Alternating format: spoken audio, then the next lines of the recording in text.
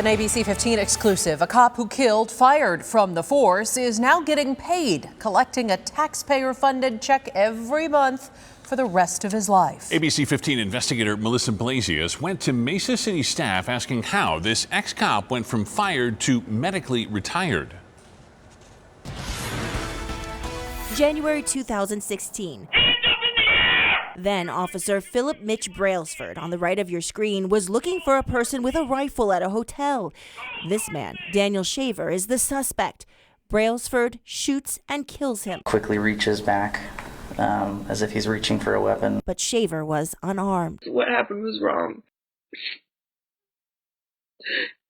He was my husband and my kid's father. Prosecutors and police agreed it was wrong. In March 2016, Brailsford is criminally charged with murder. He was later acquitted.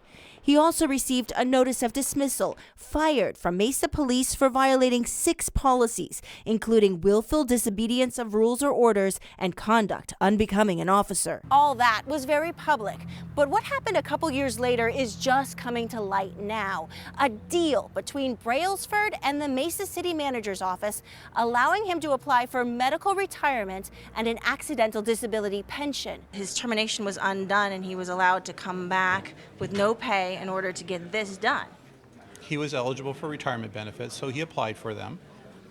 But he was made available for retirement benefits because the city then agreed to allow him to come back to work. State law governing public safety pensions says an officer shall file an application for a disability pension within 1 year after the date the member ceases to be an employee. But more than 2 years had passed since Brailsford's termination, so he would have never qualified without this special agreement to be rehired. Brailsford pleaded his case to the local pension board on the basis of PTSD. And guess who sits on that 5-member board? City Manager Chris Brady. He had PTSD claim prior to his termination.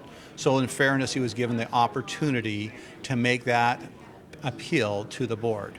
So whatever the mechanism took place, but prior to his termination, his claim was that he had he was suffering from PTSD. PTSD from the incident where he shot an unarmed man. I don't remember the record of that. You'll have to go back and check.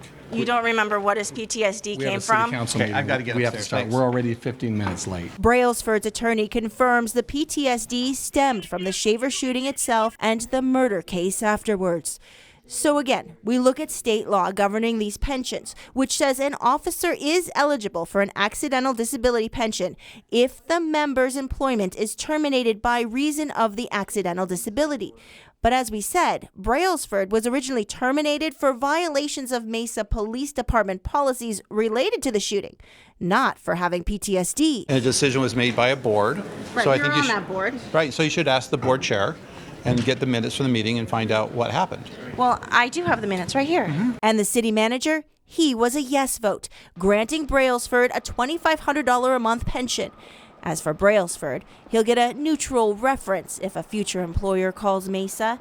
And he's not willing to talk about how his termination for killing an unarmed man turned into a check for life. His attorney says the former officer just wants to put it all behind him. In Mesa, Melissa Blasius, ABC 15, Arizona. The Arizona Public Safety Retirement System tells us Mesa's decision to grant Brailsford a disability pension was approved because it was based on an independent medical opinion.